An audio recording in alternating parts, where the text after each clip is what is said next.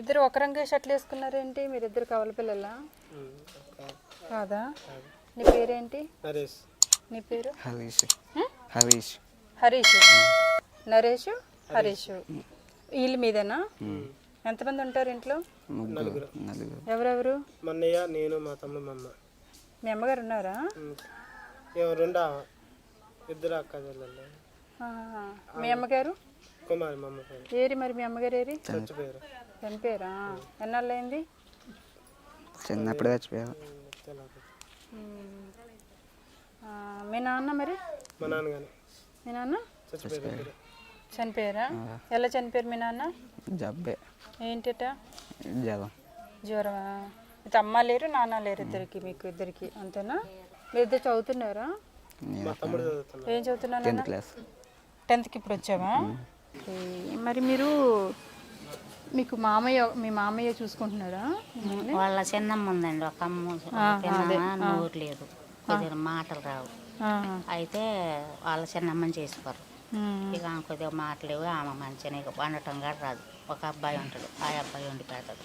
ఒక అబ్బాయి వల్ల వీళ్ళందరూ బతుకుతున్నారు.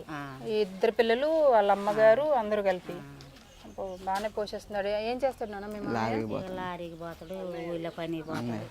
ఓ, లారీ పని, ఊర్లో ఏ పని వచ్చినా అన్ని పనులు చేసుకుంటాడు. బాగా చూసుకుంటాడా మీ మామయ్య? మంచిగా చూసుకుంటాడా?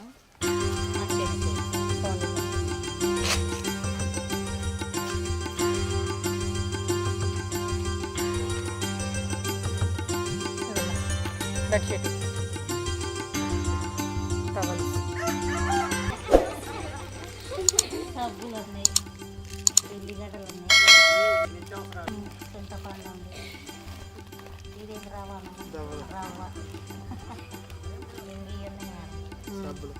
షాంపులు ఉన్నాయి, పేస్ట్ ఉంది.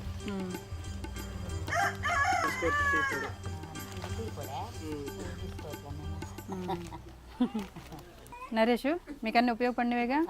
ఉపయోగపడే మేడం, సాయం చేశారు పిల్లలకి, తల్లిదండ్రులకి పిల్లలకి సాయం చేశారు. అదే చేయాలి కదమ్మా. మరి మీరు కూడా చూసుకుంటున్నారు కదా పక్క నుండి, చూస్తున్నారా లేదా? చూస్తూనే ఉన్నాం మేడం. మామూలు ఊరికి కళ్ళతో చూడడం కాదు, చేత్తో కూడా చూస్తూ ఉండాలి అప్పుడప్పుడు. ఇక అట్లా అందరం చూసుకోబట్టే తల్లిదండ్రుల పిల్లని ఈ స్థాయిలో ఉన్నారు మేడం.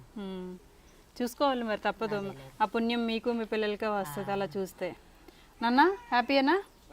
ఇవి వంట చేసుకోవడానికి అవి 25 kgs రైస్ బ్యాగ్ అది, ఓకేనా?